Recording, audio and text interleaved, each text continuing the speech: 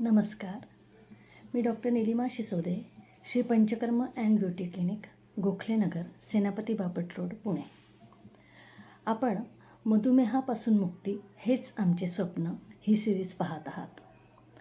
याचा हा 30वा भाग आणि आहार मार्गदर्शन याबद्दल 5वा भाग. तर आत्तापर्यंत आपण काही आहाराचे मुद्दे पाहिलेले आहेत. त्यातला आपण आता पुढचा भाग बघूया की आहाराचा विचार करताना चरकाचार्यांनी विमानस्थान पहिल्या अध्यायामध्ये अगदी विस्तृत वर्णन केलेलं आहे. तर त्यातला आहार घटक जे आहेत, म्हणजे धान्य आहेत, कडधान्य आहेत, ह्या सगळे जे आहेत त्यांच्याबद्दलचा काय काय विचार करायचा. म्हणजे आपण आता आहार घेत आहोत, तर मागच्या वेळेला आपण बघितलं आहार विधिविधान, म्हणजे आहार घेण्याची पद्धत काय योग्य, ते आपण पाहिलं.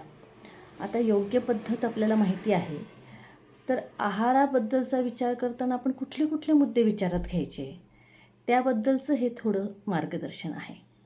त्याला अष्ट आहार विधी विशेषायतन असंही म्हणतात. तर म्हणजे 8 भागात याचं वर्णन केलेलं आहे. आहाराचा विचार करताना तुम्ही कुठले कुठले मुद्दे लक्षात घ्यायचे आहेत. तर प्रकृती, करण, संयोग, राशी, देश, काल, उपयोक्ता आणि उपयोग संस्था, हे 8 मुद्दे दिलेले आहेत. तर एक एक आपण थोडक्यात पाहणार आहोत. आपल्याला अगदी शास्त्रचर्चा नको आहे, पण तुमच्या दृष्टिकोनातनं काय महत्त्वाचं आहे तेवढं आपण बोलणार आहोत. तर पहिला मुद्दा जो आहे प्रकृती. आता प्रकृती, तुम्हाला आपली प्रकृती माहिती आहे, कारण मध्ये आता प्रकृती परीक्षण अभियान सरकारने चालवलं होतं. त्या अंतर्गत आपण सगळ्यांचं प्रकृती परीक्षण केलेलं आहे. पण इथे आपल्याला प्रकृती पाहिजे आहे ती आहाराची प्रकृती पाहिजे. म्हणजे काय की जो तुम्ही आहार घेणार आहात तो गुरु आहे, लघु आहे, म्हणजे जड आहे की पचायला हलका आहे, किंवा तो खूप चिकट असा आहे, खूप स्निग्ध आहे की कोरडा आहे, त्याच्यामध्ये तेलाचा भाग जास्त आहे की नाही. आपल्याकडे आयुर्वेदामध्ये गुरु, लघु, द्रव, वृक्ष, नंतर स्त्यान, पिच्छिल, असे 20 गुण, गुरु आदी गुण असं त्यांना म्हणतात, असे 20 गुण सांगितले आहेत. तर त्याच्यानुसार कुठल्या प्रकारचा आहार आपण घेत आहोत हे ज्ञान पण आपल्याला असलं पाहिजे. फार काही नाही तर निदान गुरु, लघु, म्हणजे जो मी आहार घेते आहे तो पचायला जड आहे की हलका आहे. जर मला खूप भूक लागलेली आहे तर मला पचायला जड असा आहार चालणार आहे. पण जर मला फारशी भूक नाही आहे, माझा अग्नी फारसा तीव्र नाही आहे आणि माझं वजनही जास्त आहे, तर अशा वेळेला मला लघु आहार पुरेसा आहे. लघु म्हणजे पचायला हलका असा आहार. किंवा माझं पोट जड आहे तर अशा वेळेला मी लघु आहार केला पाहिजे. म्हणजे मुगाची डाळ आहे, चुरमुरेसारखे पदार्थ आहेत आणि जे क्वांटिटीने पण कमी आहे आणि पचायला पण हलकं आहे, याला म्हणायचं लघु. आणि जे पचायलाही जड आहे, त्याला खूप वेळ लागणार आहे पचायला, म्हणजे मांस किंवा अतिशय जड असे पुरणपोळी, श्रीखंड, अतिशय मधुर असे पदार्थ, अतिशय गोड असे पदार्थ, हे सगळे पचायला जड आहेत. तर अशा पद्धतीने आहाराचं वर्गीकरण केलेलं आहे आणि त्याचाही आपण विचार करायचा आहे. म्हणजे नवीन नुकताच जो तांदूळ कापणी करून आलेला आहे आपल्याकडे 1 वर्षाच्या आतला, तो पचायला जड आहे. जसा जसा तो जुना होत जाईल, किंवा कुठलंही धान्य जसं जसं जुनं होत जाईल, म्हणजे 1 वर्षापेक्षा जुनं झालं धान्य की ते पचायला हलकं होईल. तर हा सगळा विचार तुम्ही करायचा आहे. त्याला म्हणायचं आहाराची प्रकृती. नंतरचा मुद्दा आहे तो करण. करण याच्यामध्ये बरेच मुद्दे येतात. म्हणजे काय, संस्कार. म्हणजे आत्ता तुम्ही तांदूळ घेतलेले आहेत, आता याच्यावर तुम्ही काय काय प्रक्रिया करणार आहात, मग त्यानुसार त्याच्यामध्ये वेगवेगळे गुण हे येणार आहेत. म्हणजे जर तुम्ही त्या तांदूळाला 16 पट पाणी टाकून आणि मग त्याला तुम्ही शिजवलेलं आहे, तर त्याचे काय गुण असणार आहेत ते तेच तांदूळ तुम्ही घेतले आणि त्याला भट्टीमध्ये अग्नीचा सन्निकर्ष देऊन त्याला चपटीकरणी त्याचं केलं जातं आणि त्याचे पोहे बनवले जातात, त्याला दाबलं जातं. यानंतर त्याच्यात काय गुणधर्म निर्माण होणार आहेत, किंवा तुम्ही रात्रभर भिजवून ठेवलेलं आहे आणि नंतर ते शिजवायला घेतलं आहे, तर त्याचे काय गुणधर्म होणार आहेत. तुम्ही तेच तांदूळ घेऊन त्याच्यामध्ये तुम्ही उकळलेलं पाणी घातलं आहे, त्यानंतर त्याचे काय गुणधर्म होणार आहेत. किंवा जर तेच तांदूळ तुम्ही घेतले आहेत आणि त्याला एका तांब्याच्या भांड्यामध्ये शिजवलं आहे, तर त्याचे काय गुणधर्म होणार आहे. तुम्ही मंद अग्नी, गॅसवरच्या अग्नीवर तुम्ही शिजवलं आहे, तर त्याचे काय गुणधर्म होणार आहेत. जर ते चुलीच्या अग्नीवर तुम्ही शिजवले आहेत, तर त्याचे काय गुणधर्म होणार आहेत. म्हणजे बघा, जेव्हा तुम्ही तांदूळ घेता त्याच्याशी तुम्ही ज्या ज्या गोष्टींचा संपर्क कराल, पाणी, नंतर अग्नी, नंतर काळ, म्हणजे आपण रात्रभर ठेवून दिले ना ते भिजत, काळ, त्याचाही त्याच्यावर परिणाम होणार. किंवा तुम्ही नवीन तांदूळ घेतले, जुने तांदूळ घेतलेत, हाही काळाचा परिणाम आहे. तुम्ही कुठल्या काळी ते सेवन करत आहात, सकाळच्या वेळेला सेवन करत आहात की रात्रीच्या वेळेला सेवन करत आहात, की अगदी खूपच उशिरा, लेट नाईट असं तुमचं सेवन आहे, त्याच्यावरही त्याचं पचणं अवलंबून असणार आहे. ह्या सगळ्या मुद्द्यांचा विचार आपण करतो आयुर्वेदात. देश हा पण एक विचार आहे. म्हणजे काय, ते जे तांदूळ आहेत ते कुठल्या भागात निर्माण झाले आहेत. ते देशावर, म्हणजे कोरड्या प्रदेशात त्या भाताचं पीक घेण्यात आलेलं आहे, तर ते तुलनेने थोडे तरी ते वृक्ष असणार आहे, ते खूप वजन नाही वाढवणार. पण समुद्राच्या किनारी खूप जास्त दलदलीमध्ये असे जे तांदूळ आपण उगवलेले आहेत, तर ते हे पचायला जड, त्यात पाण्याचं प्रमाण अधिक असलेले, क्लेदयुक्त असे ते असणार आहेत. ते तुम्ही 1 वर्ष ठेवून दिले तसेच कापणी केल्यानंतर, तर कालांतराने काय होणार आहे, त्यातलं पाण्याचं प्रमाण हळूहळू कमी होणार आहे. म्हणजेच ते पचायला, नंतर शिजवायला हलके, त्यातला पाण्याचा जड भाग जो आहे तो कमी झाल्यामुळे ते हलके झालेले आहेत. आता मंद अशा अग्नीवर तुम्ही ते हळूवार शिजवलेले आहेत. म्हणजे काय, अग्नीचा सन्निकर्ष अधिक काळ कमी प्रमाणात हळूहळू त्याला शिजायला मदत होऊन तो भात तयार झाला आहे. म्हणजेच तो तुम्हाला पचायला हलका असणार आहे. पण त्यात तुम्ही पाणी घातले आणि खूप मोठा गॅस सुरू करून तुम्ही ते रटारटा शिजवलेलं आहे, तर अशा वेळेला ते तेवढं हलकं होणार नाही आहे. किंवा तुम्ही ते शिजवताना त्याच्यावर झाकण ठेवलेलं आहे की नाही ठेवलेलं आहे. जर तुम्ही त्यावर झाकण ठेवलेलं आहे तर तो पचायला जड होणार आहे. जर त्याच्यात तुम्ही झाकण ठेवलेलं नाही आहे, तर त्यातलं हवेतनं काही भाग हा उडून जाणार आहे आणि ते पचायला हलकं होणार आहे. आता हाच तांदूळ शिजवताना तुम्ही 4 पट पाणी टाकलेलं आहे आणि त्याचा वरचा जो भाग आहे, जो आत्ता आपण स्टार्च म्हणतो त्याला, किंवा जो वर असा फेससारखा पदार्थ तयार झालेला आहे, तो तुम्ही हळूवार काढून टाकलेला आहे आणि त्यानंतर उरलेल्या पाण्यामध्ये तुम्ही तो भात शिजवलेला आहे, तर तो नक्कीच पचायला हलका होणार आहे. म्हणजे केवळ झाकण ठेवलं की नाही ठेवलं, त्यातलं पाणी काढलं का नाही काढलं, यावरही तो जड किंवा हलका होणार आहे पचायला. आणखीन काय मुद्दा आहे की कुकरमध्ये तुम्ही शिजवला, त्यातलं पाणी तर काढलंच नाही, वर त्याला अगदी अधिक दाबामध्ये, दुप्पट पाण्यामध्ये असंच तुम्ही शिजवलेलं आहे, 4 पट 6 पट पाणी तुम्ही घातलेलं नाही आहे, तर तो पचायला अतिशय जड होणार आहे. तो पचवू शकणार नाही शरीर आणि मेदाचं प्रमाण वाढवणार आहे, पोट तुमचं सुटणार आहे. तर हे सगळं अशा पद्धतीने तांदूळ शिजवल्यामुळे झालेलं आहे. म्हणजे करण म्हणजे संस्कार हे किती महत्त्वाचे आहेत बघा तुम्ही. हाच तांदूळ शिजवताना तुम्ही त्यात थोडासा ओवा घातलं आहे, थोडं जिरं घातलं आहे. मग काय झालं, एक तर तो पातेल्यात शिजवला, त्यात पाणी टाकलं जास्त, वरचं पाणी काढून घेतलं, त्यानंतर त्यात ओवा टाकल्या, जिरं टाकलं, तर नक्कीच तो पचायला हलका झालेला आहे. हाच तांदूळ शिजवताना तुम्ही काय केलं, आधी तो मंद आचेवर अग्नीवर भाजून घेतलेला आहे. म्हणजे काय झालं, आणखीन त्यातलं जे पाण्याचं कंटेंट होतं ते तुम्ही कमी केलं आणि त्यानंतर गरम गरम पाणी वरून टाकून ते शिजवलेलं आहे.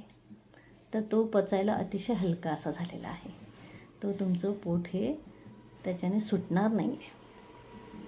हाच तांदूळ याचा तुम्ही मुरमुरे तयार केले, अग्नीचा आणखीन सन्निकर्ष केला, वाळू आहे, वाळूमध्ये त्याला हळूहळू त्या तांदूळाला हे केलेलं आहे, भाजलं आहे, त्याआधी त्याला भिजवलेलं पण आहे आणि त्यानंतर अग्नीच्या सन्निकर्षाने त्यातनं मुरमुरे तयार झालेले आहेत. आणि ते सालीसकट आहे, त्याला आपण साळीच्या लाह्या म्हणतो किंवा शाली असं म्हणतो. तर असे साळीच्या लाह्या जर तुम्ही खात आहात तर त्या एकतर सालीसकट आहेत, अग्नीचा सन्निकर्ष त्याला भरपूर झालेला आहे, म्हणजेच ते पचायला अतिशय हलकं झालेलं आहे. हेच तांदूळ तुम्ही सालीसह नाही घेतलेले, पॉलिश केलेले घेतले आहेत, पण त्याचा अग्नीचा सन्निकर्ष आणि वाळूमध्ये असे ते छान भाजले आहेत आणि त्यापासून मुरमुरे तयार झालेले आहेत. तर ते म्हणजे तांदूळापेक्षा किंवा भातापेक्षा पचायला हलके आहेत, पण साळीच्या लाह्यांपेक्षा जड आहेत. आणि त्यानंतर त्या साळीच्या लाह्या ज्या आहेत त्या तुम्ही आणि याच साळीच्या लाह्या तुम्ही आता घेतलेल्या आहेत आणि त्यानंतर त्यामध्ये तुम्ही पाणी घातलेलं आहे. म्हणजे मुळात त्या साळीच्या लाह्या आहेत, अग्निसन्निकर्षाने त्या लघु आहेत, त्या सालीसकट आहेत म्हणून पण त्या पचायला हलक्या आहेत. आणि पुन्हा त्यात तुम्ही काय केलेलं आहे की पाणी घालून ते शिजवले आहेत, त्याची पेस्ट तयार केली आहे. तर ह्या साळीच्या लाह्यांची पेस्ट ही अतिशय हलकी, बृहण करणारी, म्हणजे तुमचं म्हणजे तुम्हाला एक तृप्ती प्रदान करणारी, म्हणजे काय डिहायड्रेशन जेव्हा झालेलं आहे, शरीरातलं पाण्याचं प्रमाण कमी झालेलं आहे, त्यावेळेला जर तुम्ही ही साळीच्या लाह्यांची पेस्ट घेतली तर ही तुम्हाला अतिशय छान तृप्तता देते आणि शरीरातली पाण्याची गरजही भागवते, डिहायड्रेशनही कमी करते. म्हणजे पंचकर्मानंतर त्यामुळे आम्ही साळीच्या लाह्यांची पेस्ट घ्यायला सांगतो. तर अशा पद्धतीने तुम्ही तोच पदार्थ, तेच धान्य वेगवेगळ्या पद्धतीच्या संस्काराने त्याचे गुण बदलून, जो भात मुळात हा अतिशय पुष्टीदायक, पचायला जड, शरीरात पाण्याचं प्रमाण वाढवणारा, मधुमेह वाढवणारा असा आहे, तोच तांदूळ संस्काराने तुम्ही हलका करून आणि खाऊसुद्धा शकता. त्याची प्रकृती बघताना अशी आहे की लाल तांदूळ जो आहे तो पचायला तुलनेने हलका, अधिक फायबर असलेला, ग्लायसेमिक इंडेक्स कमी असलेला आणि म्हणून मधुमेहींना चालणारा असा आहे. आणि पांढरा तांदूळ हा पचायला जड आणि ग्लायसेमिक इंडेक्स अधिक असलेला, कार्बोहायड्रेटचं प्रमाणसुद्धा 80% वर असणारा असा आहे आणि म्हणून तो त्याचा ग्लायसेमिक इंडेक्स जास्त असल्यामुळे तो तुम्हाला खायला नाही सांगितला आहे. पण तो सुद्धा तुम्ही योग्य पद्धतीने जर खाल्ला तर तुम्ही तो मधुमेह न वाढू देता त्याचं तुम्ही ग्रहण करू शकणार आहात. हे तुम्हाला कळावं म्हणून हा प्रपंच. आता यात आणखीन एक मुद्दा आहे, म्हणजे करणमध्येच, की शौच, म्हणजे जे तांदूळ आहेत ते तुम्ही छान स्वच्छ करून, स्वच्छ धुवून घेतलेले आहेत आणि त्याची शुचिता, म्हणजे त्याला स्वच्छ धुवून स्वच्छ भांड्यामध्ये जेव्हा तुम्ही शिजवता तेव्हा तो पचायला हलका होतो. तो तांदूळ तुम्ही तसाच घेतला आणि तो शिजवला आणि खाल्ला तर त्यात वेगवेगळ्या ज्या इम्प्युरिटीज असणार आहेत त्यामुळे तो पचायला जड होणार आहे. नंतर आहे की पात्र तुम्ही कुठलं वापरलेलं आहे, हा मुद्दा आपण आहार विधिविधानमध्ये पण पाहिलेला आहे. तर जे तुम्ही भांडं वापरणार आहात त्यानुसार सुद्धा त्याचे गुणधर्म वेगवेगळे होणार आहेत. पूर्वी सोने चांदीची भांडी ही वापरायला सांगितलेली होती, कारण त्यात जे चांगले गुणधर्म आहे, सोन्याचा गुणधर्म आहे जीवन, म्हणजे तो जीवन प्रदान करणारा आहे आत घेतल्यावर सुद्धा, पोटात घेतल्यावर, तर तो पण गुणधर्म त्याचा मिळावा. चांदी ही शीतल आहे गुणधर्माला, तर थंडपणा जर शरीरातला वाढवायचा असेल तर चांदीच्या भांड्यात निर्माण करावं, असं ते पूर्वी होतं. किंवा संस्कार हा महत्त्वाचा आहे भांड्याचा सुद्धा, कारण की जर चुकीचं भांडं वापरलं तर त्याच्याने सुद्धा त्याच्यामध्ये वाईट परिणाम येतात. म्हणजे तूप जे आहे ते जर तुम्ही तांब्याच्या भांड्यात ठेवलं ते अतिशय विषकर होतं. एरवी तूप कितीही पथ्यकर असलं, गाईचं तूप, चांगल्या A2 गाईचं दूध, A2 मिल्कपासून बनवलेलं जे तूप आहे ते तुम्हाला अतिशय उपयुक्त, जीवनीय, बृहणीय आणि तुमचे सगळ्या चांगल्या प्रॉपर्टीज, अगदी तुमची बुद्धी, मेधा, अग्नी, वर्ण सगळं चांगलं करणारं आहे. पण तेच तूप तुम्ही तांब्याच्या भांड्यात रात्रभर ठेवलं आणि सेवन केलं तर त्याचे विषारी परिणाम आहेत. त्याच तांब्याच्या भांड्यात तुम्ही पाणी ठेवलं रात्रभर तर ते तुम्हाला अधिक उपकारक आहे.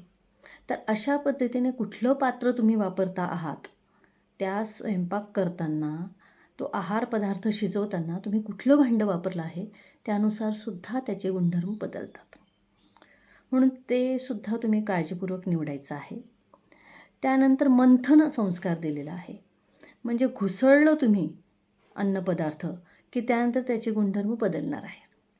दही जे आहे ते तुम्हाला खाण्यासाठी नाही सांगितलेलं आहे. रात्री तर मुळीच नाही सांगितलेलं आहे. कारण ते अतिशय शरीरामध्ये क्लेद म्हणजे वाईट पाण्याचं प्रमाण वाढवणारं, सूज निर्माण करणारं, अभिष्यंदी शरीरामध्ये चिकटपणा निर्माण करणारं, कुठल्याही धातूंचं नीट वहन स्रोतसांमधून पदार्थांचं वहन नीट न होऊ देता त्याला अडवणारं अशा पद्धतीचं ते आहे. त्यामुळे दह्याचा वापर हा आयुर्वेदात नाही सांगितला आहे. दही जे घ्यायला सांगितले ते विशिष्ट पद्धतीने सेवन केलं तर ते चालणार आहे. तो भाग वेगळा मुद्दा आहे.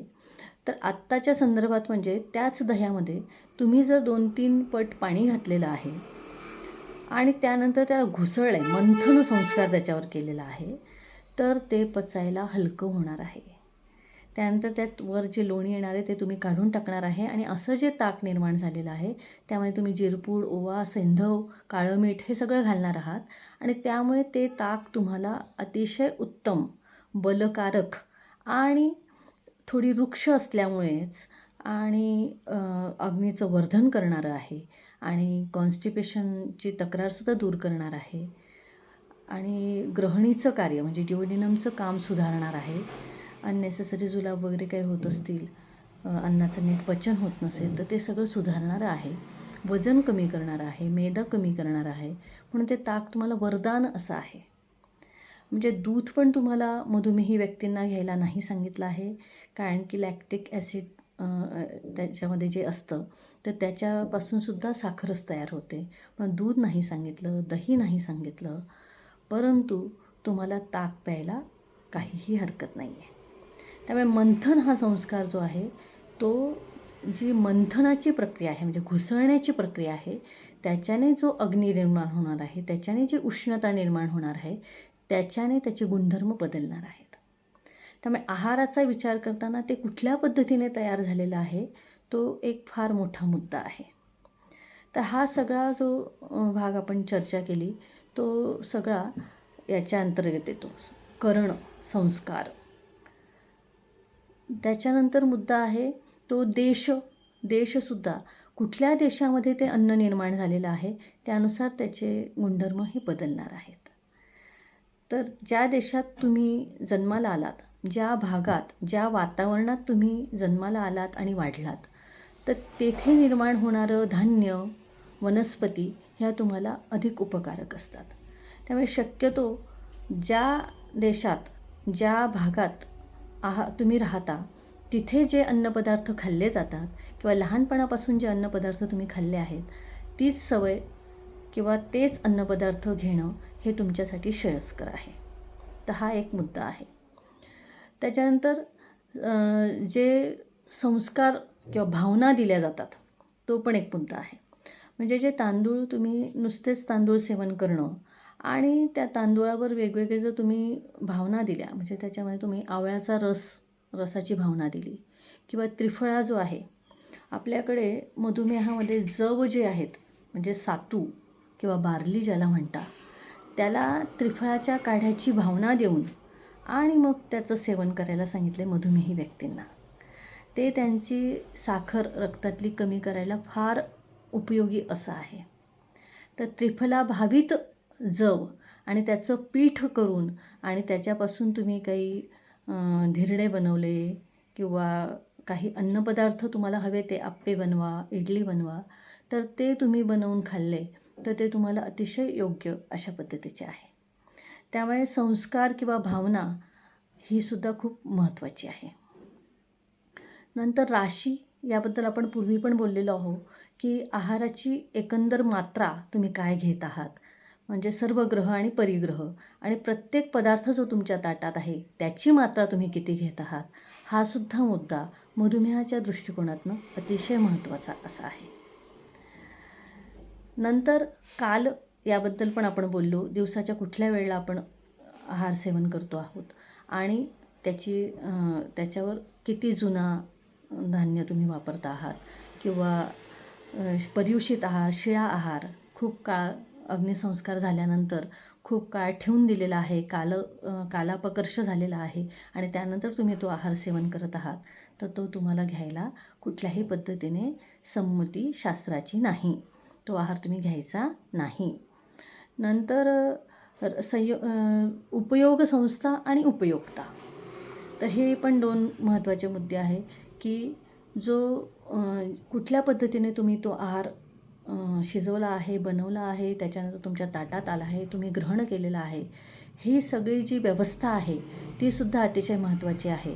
आणि जो उपभोक्ता आहे म्हणजे तुम्ही स्वतः आहात, तर तुमची स्वतःची काय प्रकृती आहे, तुमची स्वतःची काय रिक्वायरमेंट आहे, तुमचं वय काय, तुमचे आजार काय, तो सगळा विचार करून तुम्हाला काय मानवतं, काय नाही मानवत, म्हणजे सगळ्यात शेवटी तुम्ही प्रत्येक मुद्द्याच्या शेवटी बघाल की उपभोक्ता हा महत्त्वाचा आहे. कारण की व्यक्तिसापेक्ष आपण विचार करतो. आयुर्वेदामध्ये पर्सन टू पर्सन सगळ्या गोष्टी ह्या बदलतात. प्रत्येक व्यक्तिपरत्वे तुम्हाला नियम बदलतात. म्हणून आहार मार्गदर्शन हे तुम्हाला थोडक्यात समजावं, त्याच्यामागची आमची भूमिका काय आहे ते तुम्हाला समजावं म्हणून मी तुम्हाला काही ग्रंथोक्त मुद्देसुद्धा सांगते आहे. परंतु प्रत्येक वेळेला सगळे जे सल्ला आहेत मधुमेहमुक्त होण्यासाठी ते व्यक्तिसापेक्ष असणार आहे, पर्सन टू पर्सन वेगळे होणार आहे. तरी मी तुम्हाला तुमचा विचार करण्यासाठी सुद्धा उपभोक्त्याचाही तुम्ही विचार करा. म्हणजे तुम्ही स्वतः काय आहात, तुमची प्रकृती काय आहे, तुमचं वजन काय आहे, वय काय आहे, तुमचा मधुमेह किती प्रमाणात बळावलेला आहे, तुमची फास्टिंग शुगर जास्त आहे की PP शुगर जास्त आहे, तुम्हाला त्याची काही लक्षणं जाणवतात का, यानुसार सुद्धा आहार कसा घ्यावा, कुठला घ्यावा, याच्यामध्ये बदल घडणार आहेत. याबद्दल अधिक माहितीसाठी आपण आणखीन पुढच्या भागामध्ये विस्तृतपणे प्रत्येक काही आहारांच्या डिशेससुद्धा आपण बघू की काय तुम्ही घेणं योग्य आहे, नाश्त्यात काय घ्यायचं आहे, दुपारच्या जेवणात काय घ्यायचं आहे, त्यातले काही थोडक्यात काही कृती सांगता आली तर ती पण आपण सांगण्याचा प्रयत्न करणार आहोत. आजच्या भागात एवढंच. पुन्हा भेटूया पुढच्या भागात. मधुमेहापासून मुक्त व्हा, भारताला मधुमेहमुक्त बनवा आणि मधुमेहमुक्त भारत हेच आमचे स्वप्न. आजच्या भागात एवढंच. पुन्हा भेटूया पुढच्या भागात आणि यासारखे व्हिडिओ पाहण्यासाठी नक्की माझ्या चॅनलला सबस्क्राईब करा. नमस्कार.